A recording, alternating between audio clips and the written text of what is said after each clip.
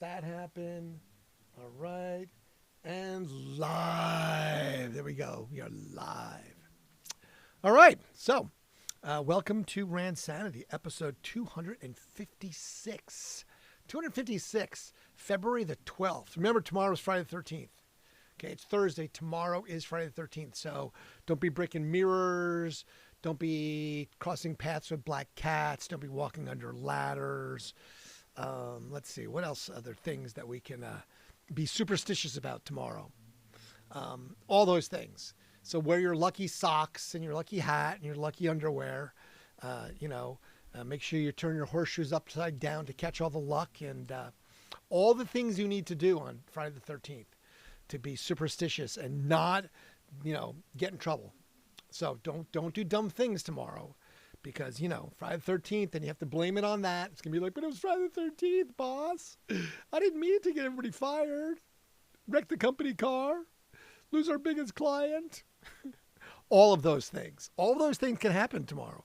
So don't let those things happen because it's Friday the 13th. That's what I'm telling you, okay? So don't miss out. Friday the 13th.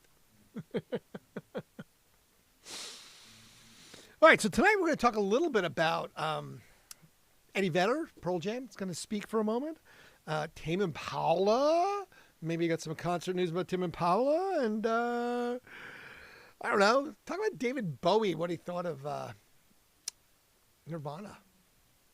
Even though they're both gone, they still, were around at one point where we could talk about it. So, and then because Nirvana was in the news yesterday saying that, Kurt Cobain was not, taken by himself. It was all a plot. It was murder.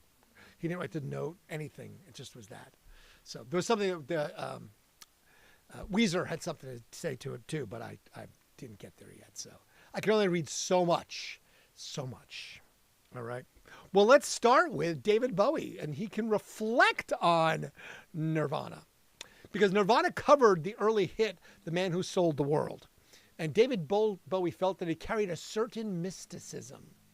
So it was in 1993 that Nirvana recorded the live version of David Bowie's "The Man Who Sold the World." It was for their MTV Unplugged session. The cover gained significant attention in the US and was praised for its production. The stripped-back rendition involved Kurt Cobain feeding his acoustic guitar through a fuzz box. Compared with David Bowie's original, Nirvana's cover displayed greater raw vulnerability. Stripped back as it was, there was a certain fragility to Cobain's performance.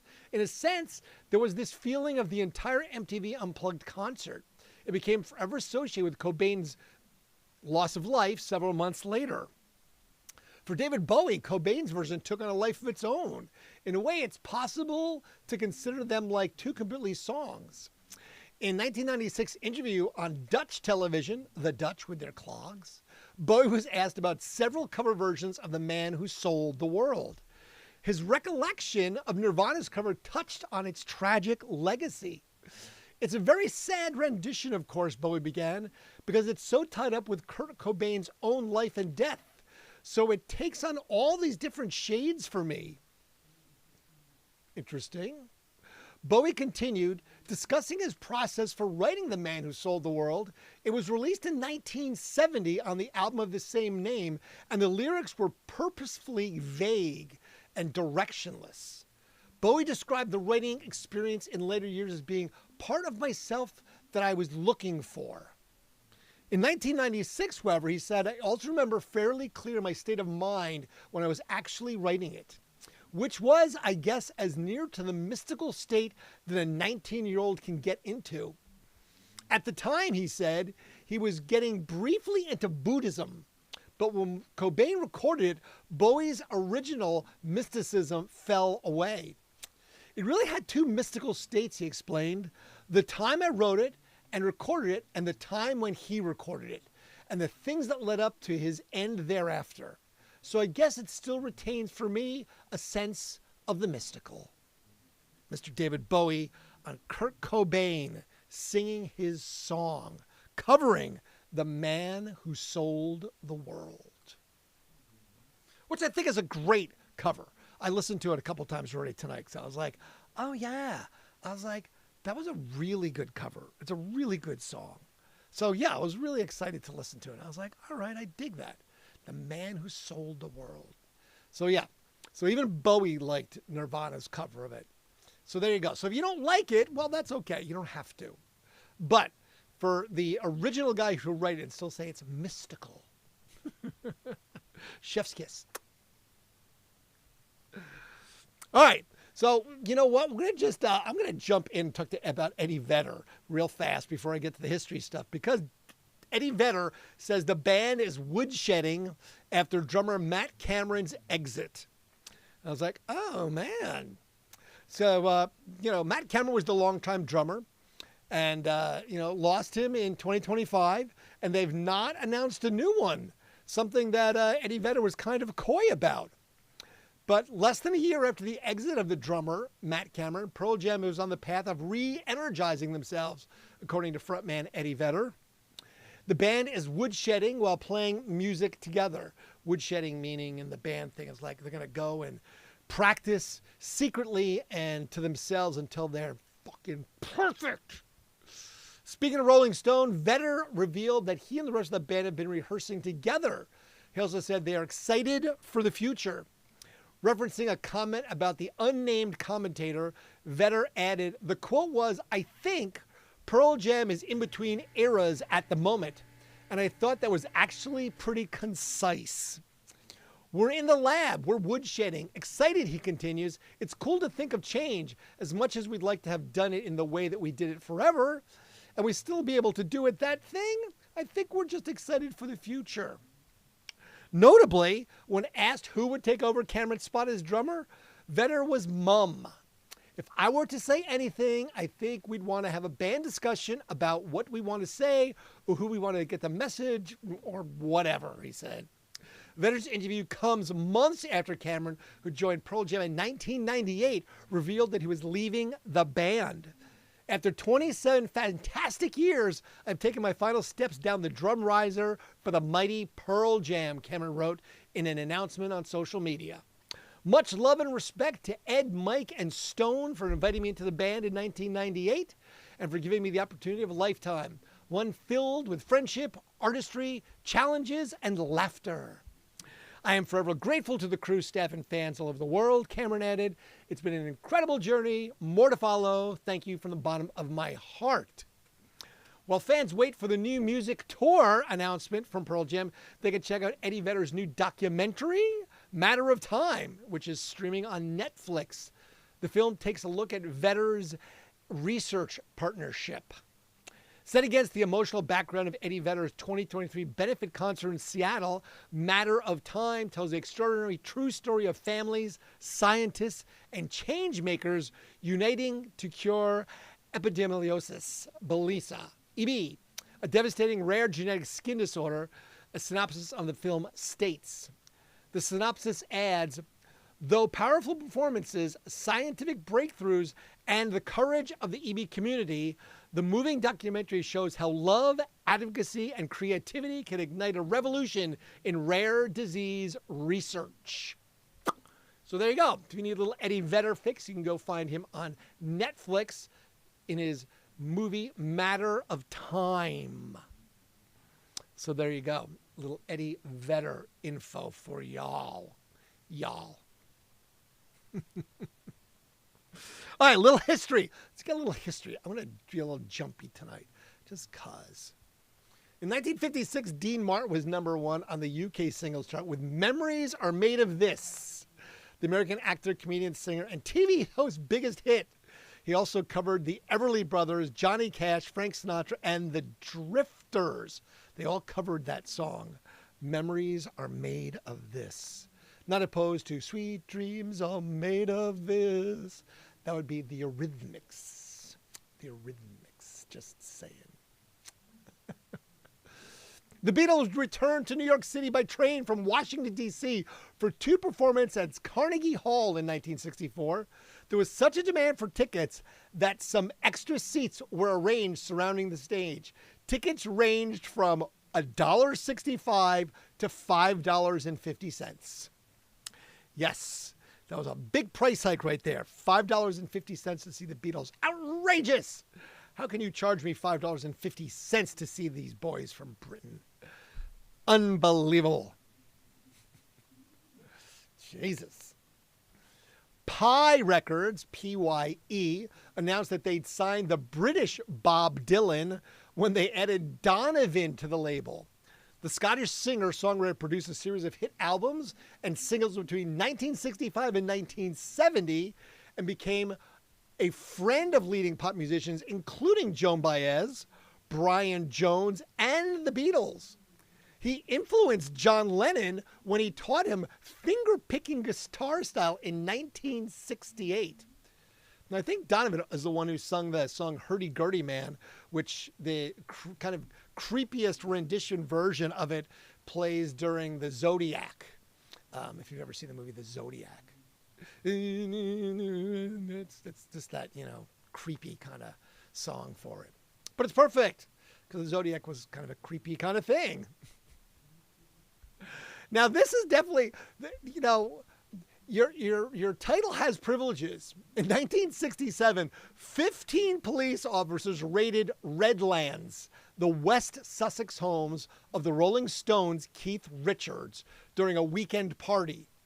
Now, this is how the cops get in the house. You let them in.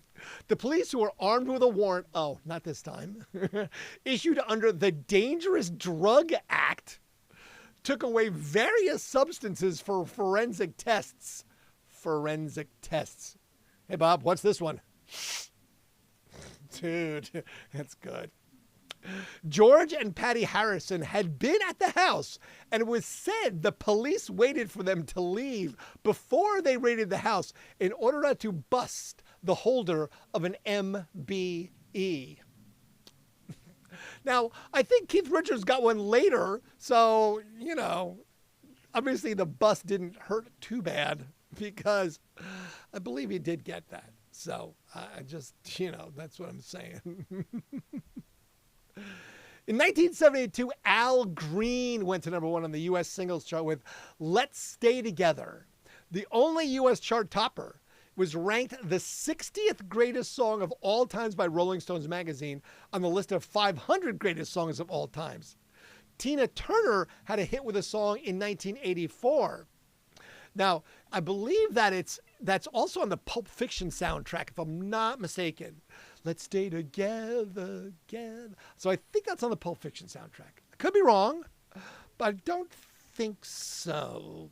Maybe, I don't know. Possibly. The Police recorded their first single, Fallout, for $255 at Pathway Studios in London, England.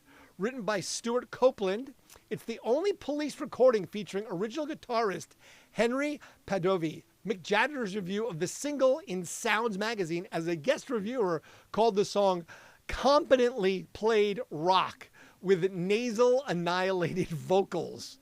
It failed to chart on its original release, but when re-released in 1979, it made number 47 on the UK singles chart. Mick Jagger reviews of the single in Sounds magazine called the song competently played rock with a nasal annihilated vocals. Gee, I'm sure you became fast friends with them for that one. Jesus. Just saying. 1977, Pink Floyd released their 10th studio album, Animals, in the U.S., where it reached #1 in the charts. The album cover, the image of a floating pig between two chimneys on Battersea Power Station, was conceived by bassist Roger Waters and realized by longtime design and photographic collaborators Hypnosis.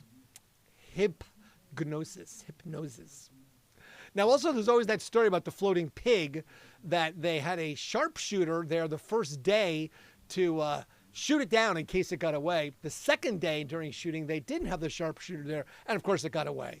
And it landed in some farmer's field miles away, and, it scared the cows and all sorts of other nonsense. So, yes. And still to this day, Roger Waters has the giant pig float around at his concerts whenever he has them. So it's kind of that thing, the infamous thing. In 1977, Blondie, Tom Petty, and the Heartbreakers and the Ramones all appeared at the Whiskey A Go-Go in Los Angeles, California. The Whiskey played an important role in many musical careers. During the 60s, the Byrds, Buffalo Springfield, and Love were regulars.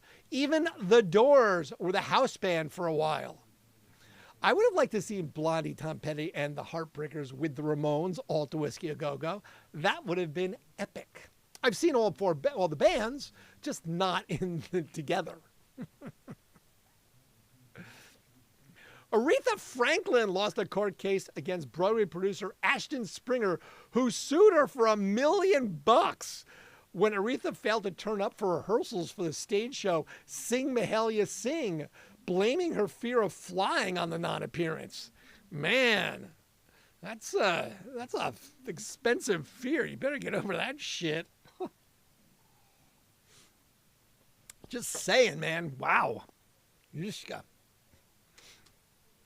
In 1997, U2 held a press conference in the lingerie department at the Greenwich Village Kmart store in Manhattan, New York City, to announce their Pop Mart World Tour. The tour was set to start in Las Vegas on April 25th of that year. Okay, I'm not sure why they did it in a lingerie department. I'm looking to see because I have it's here somewhere.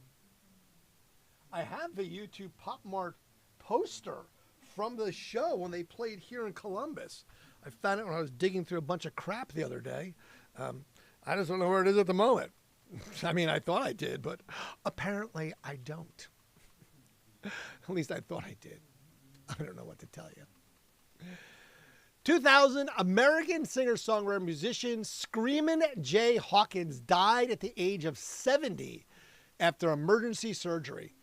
A Golden Gloves boxing champ at 16, he was married 9 times, fathered over 30 children, spent 2 years in jail, and was temporarily blinded by one of his flaming props on stage in 1976. He recorded I Put a Spell on You in 1956, which was covered by many acts, including The Animals, Creedence Clearwater Revival, and Nina Simone. He was from Cleveland, Ohio. Screamin' Jay Hawkins. If you don't know it, go look him up. He's definitely worth seeing because I was like, whoa, Screamin' Jay, you a wild man. But yes, think about that. Married 9 times with 30 kids. Shouza. 2003, John Densmore, former Doors drummer, took out a legal action against the Doors keyboardist player Ray Manzarek. Now, oddly enough, today is Ray Manzarek's birthday. So, on his birthday, John Densmore took out a suit against birthday boy Ray Manzarek and guitarist Robbie Krieger for breach of contract, trademark infringement, and unfair competition. The band had reformed with ex-Cult singer Ian Astbury and former Police drummer Stuart Copeland, who we just spoke about. Densmore said it shouldn't be called The Doors if it is someone other than Jim Morrison singing. I guess that's true. I mean, again, all these bands do it, because they want the money. They need that money. Give me that green stuff. In 2005, the Class 47 locomotive 47828 was named after Clash frontman Joe Strummer at a ceremony in Bristol. The diesel train owned by Cotswold Rail was named after the singer-guitarist who died at the age of 50 in 2002. All right, that's not too bad. I guess having a locomotive named after you, it's the Joe Strummer. Hey, here comes the Joe Strummer. What time is it? Is the Joe Strummer late today? I mean, could be worse, right? In 2007, we spoke about the Police. We spoke about the Whiskey A Go-Go. So why not put them together? During a press conference at West Hollywood's Whiskey A Go-Go, Sting confirmed that the Police were getting back together. The band was set to kick off a world tour on May 28th in Vancouver, Canada, 2007, to support by Sting's son, Joe Sumner's band, Fiction Plane. Now, I've met Sting's daughter. She actually came to the station and played, and it was really weird. She was really nice. She didn't really smile, I don't think once. But when she sang, swear to God, you close your eyes, I was like, what the fuck? Totally sounded like Sting. I mean, really, really sounded like Sting. It was wild. It was absolutely wild. So, you know, let's see. Madonna. I mean, exploitation?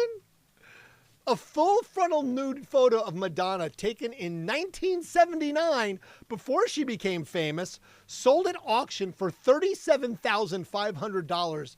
The black and white picture was taken at a time when Madonna was a 20-year-old dancer trying to make ends meet in New York City. Okay. That's,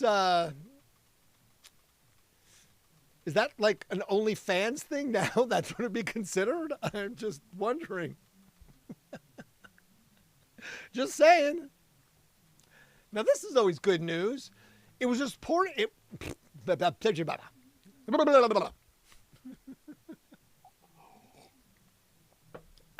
we go. Drink some lemon tea with chocolate milk in it, which made it curdle and taste like shit. It was reported that rock music overtook pop in the UK album sales during the 2013-2014 season, winning a bigger share of the market for the first time in 5 years. Rod Stewart's Time was the best-selling album to be classified as rock by the official charts company, followed by Arctic Monkeys, damn it, followed by Arctic Monkeys and Bastille. In total, rock account for 33.8% of album sales, compared with only 31% for pop, said industry body the BPI, the British Phonographic Institute. However, pop records still held the lead in singles sales. Damn those pop records. What are you going to do, right? That's just how it goes. All right, back to the right camera. See, once again, pilot error. I don't pay attention. Short attention span theater. What can I tell you? 2017, Adele was the biggest winner of the 59th annual Grammy Awards with 5 trophies, including Album of the Year for 25, Record of the Year, and Song of the Year for Hello. Adele also became the first artist in history to win all 3 General Field Awards in the same ceremony twice, previously winning all 3 categories in 2012. David Bowie won Best Rock Performance, Best Alternative Music Album, Best Rock Song, and Best Recordings Package for Black Star. And I think that was after he died, though. So I don't know if that's, is that fair? I don't know. Maybe. I'm not sure. I mean, he doesn't know, so, you know. What are you going to do, right? Oh, and on February the 12th, 2025, just 1 year ago today, rapper Sean Diddy Combs filed a $100 million lawsuit against the makers of a recent documentary about him as he continues to face allegations of assault. The rapper is currently in New York jail awaiting a federal criminal trial on trafficking and racketeering charges, which he denies. Diddy's lawyer said he was suing TV network NBC, its streaming services Peacock, and production company Ample over their documentary Diddy, The Making of a Bad Boy. Well, let's see how that works out for you. Posthumous award, maybe. Yes. Yes, that Nightgun camera. I know. Dude with dog, what's up? No, okay. Okay, see, for some reason, this thing was completely hung up. And all of a sudden, it's just like, everybody just pops up. So there you go. Sorry, notification. Well, you know, I don't know what the problem is, man. I do the shit I try and do. I can't only do so much. I know. Seriously, you don't have to do. I'm gonna have to go. I'm gonna take it down to Midwest Photo, and see if they can tell me how to do that. That's what I got to figure out. I just got to do it. I got to figure it out. All right. Let's do births and deaths, and then we'll do Tame Impala. So many birthdays today. Roy Harris, who would be 128 years old today, who died in 1979. He wrote "When Johnny Comes Marching Home." When Johnny comes marching home, hurrah, hurrah. Something we learned, like, when we were kids about, when the caissons go rolling along and all that good stuff. But yes, Roy Harris. And like I said, Ray Manzarek, today's his birthday. He would have been 87 years old. He was the organist. He died in 2013, though. So, yes, suing the guy on his birthday. Nice job. Good job. Hey, Ray, it's your birthday. Happy birthday. Here's a lawsuit. Wow. Speaking of Genesis, Steve Hackett, the original Genesis guy, 76 years old today. He was in Genesis from 71 to 77. 70 years old today, Brian Robertson from Thin Lizzy, guitarist. 57 years old today, Brian Stroud. He was a heavy metal bassist. Now, wait a second. My friend is Brian Stroud. I didn't know he was a heavy metal bassist. What the hell, Brian? You never told us that. I guess that's not a unique enough name. I thought it would be. I'm always waiting for my name to pop up one day and be like, hey, wait a second. That's me. I have not interjected it in there yet for some reason, but I'll work on that, all right? I'll see if I can get that worked in. 56 today, Jim Keegan of Bare Naked Ladies. Lauren Green from Bonanza. He was Ben Cartwright. He died in 1987. He would have been 111 years old today. Lauren Green. Joe Don Baker from Walking Tall. Wow, I was like, that took me back. Joe Don Baker, holy crap. He would have been 90 years old. He died just last year. Paul Stelner, Scarface. Alessandro Sosa. Remember him? Remember Sosa? Tony. You fuck me, Tony. Don't ever fuck me, Tony. Oh, my God. Let's see. I only tell you once. Don't fuck me, Tony. Don't you ever try and fuck me. What else? There was Tony. He had some good lines in that movie. I use this all the time, and it was Mel Bernstein who said it. Every day above ground's a good day. Someone asked me today, how you doing? I said, every day above ground's a good day. I didn't realize that was from that movie.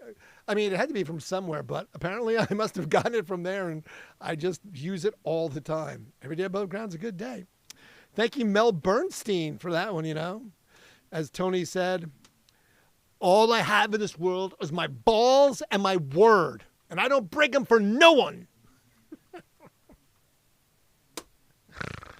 Maud Adams, 81 years old today. Maud Adams was a Bond girl twice. The only one to do it. She was twice. She was Octopussy, the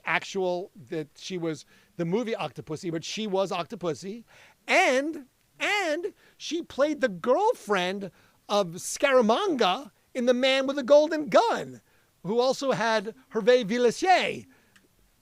Le plane, boss, le plane.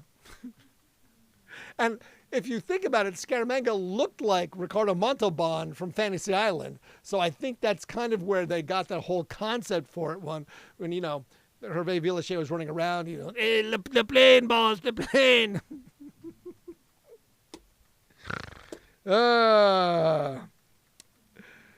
Let's see, what else? Michael Ironside.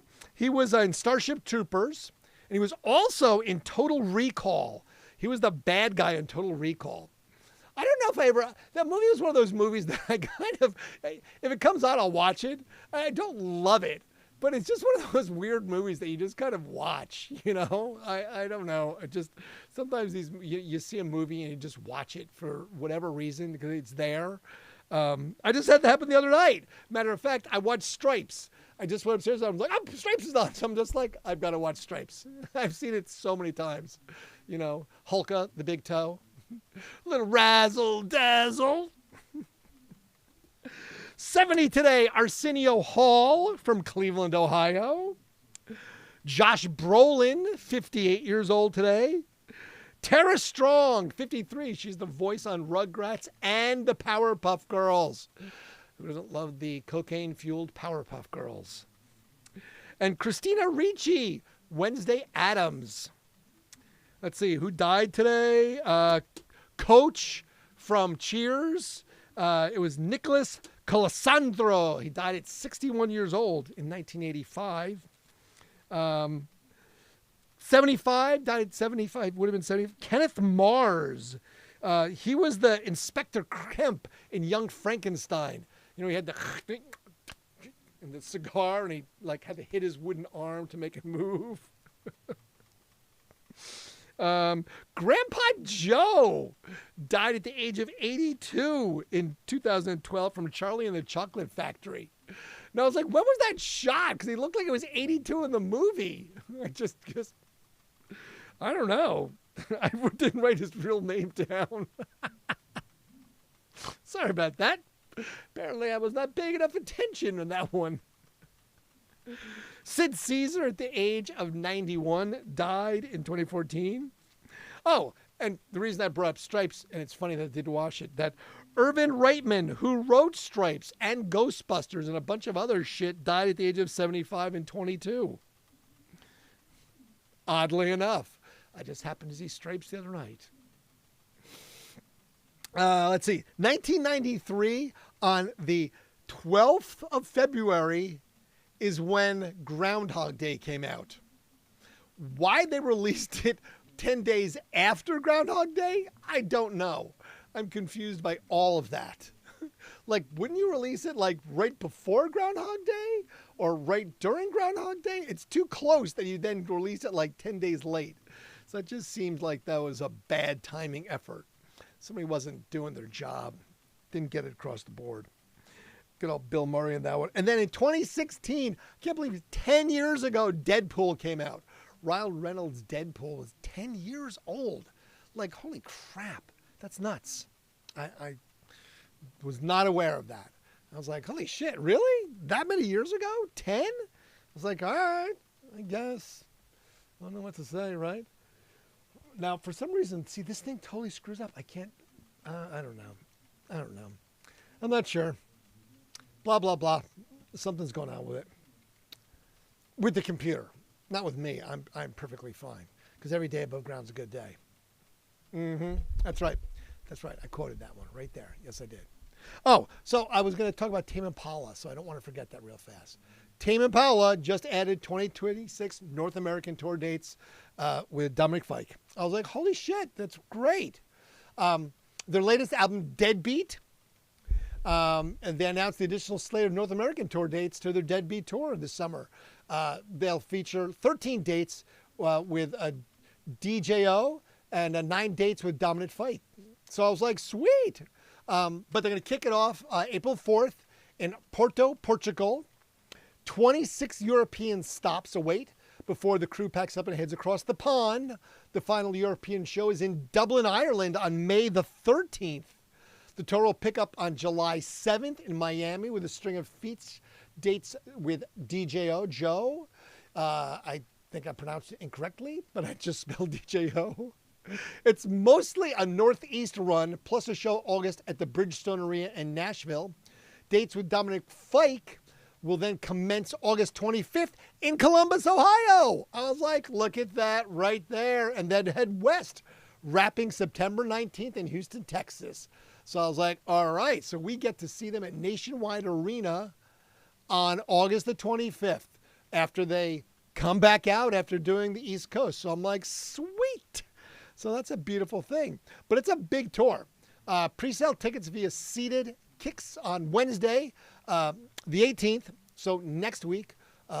Additional pre-sale follows on the 19th through Ticketmaster, so set your reminders. General on sale will begin February the 20th, 2 p.m. on Ticketmaster. Of course, you can get tickets at StubHub, where orders 100% guaranteed, blah, blah, blah, that bullshit. But yeah, it's a big tour, starting in Porto, Portugal. And then they're playing Madrid, Barcelona, Bologna, Zurich, Munich, Prague, Copenhagen, Stockholm, Oslo, Berlin, Frankfurt, Dusseldorf, Paris, Amsterdam, London, Manchester, Dublin. Then they go, that's in May. And then July, they're in Florida, Miami, Tampa, Atlanta, Philly, Baltimore, Montreal, Toronto, Boston, Charlotte, Nashville. That is 8/24 or 8/04. And then 8/25 right here, Columbus, Ohio. Then Minneapolis, Seattle, Vancouver, Portland, Denver, Phoenix, Dallas, Houston. So sweet. Tame Impala. Was listening to them earlier. They're such a good band. So really excited for that. So hopefully that will be in my wheelhouse and I'll be here to do that. So that'll be nice. Be super exciting. So there you go. So that's all the things that's going on. David Bowie liked Nirvana's cover. Tame Impala is touring and Pearl Jam is water shedding or whatever I said it was. Wood shedding. Water shedding. Waterboarding, wood shedding, something. Basically, they're practicing to get better because they lost their drummer. That's what it is. Oh, shit. You know, like I have to remember this stuff. It's been 42 minutes. That's a lot to remember in 42 minutes. All right, so tomorrow's Friday the 13th. So don't cross any paths of black cats. Turn your horseshoes upside down so that they catch the luck and it doesn't fall out. Don't break any mirrors. Don't walk under any ladders. Let's see. Don't ride elevators to the 13th floor if the place has a 13th floor. Whatever superstitious stuff you do, wear your lucky socks or your lucky underwear, your lucky hat. Walk backwards, knock 3 times, spin around, and drink a Diet Coke. I don't know, whatever your routine is. But make sure you, in fact, do those things because it is Friday the 13th.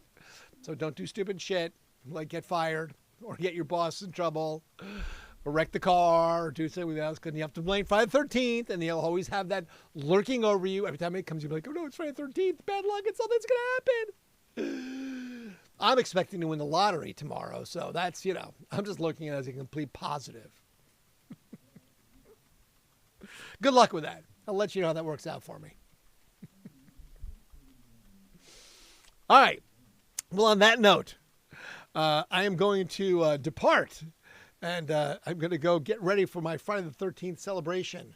I'm going to go see if I can find a black cat to cross its path and get into a fist fight under a ladder while breaking mirrors. Or not. I don't know what.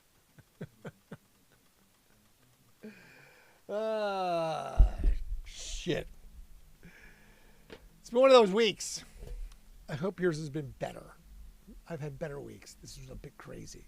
I even cut myself tonight. Look at this. I had to put a Band-Aid on. Like, seriously cut it with a razor blade. I had gloves on, and I cut my finger, and I was like, oh, didn't hurt that bad. I took the glove off, and there's blood, like, dripping out of it. I'm like, oh, shit. It's like, whoops. Apparently I cut it worse than I thought I did. Careful with sharp razor blades, friends. That's what I got to tell you. Just change the blade out and whew, sharp. Well, at least it closed right away because it was a clean cut, as they say. But I got the Crazy Eagle handy, so I'm ready to go. Remember, I am a professional. First aid guy. Paramedic, drove the ambulance. Yeah, that's me. I know. Who can believe it? Drove an ambulance. First responder right here. All right. Appreciate you. Thank you for being here. Grateful. Truly I am. Look forward to seeing you all again tomorrow. We'll do this completely, absolutely, and totally the same, but completely, absolutely, and totally different. Until then, be well. We fade to black.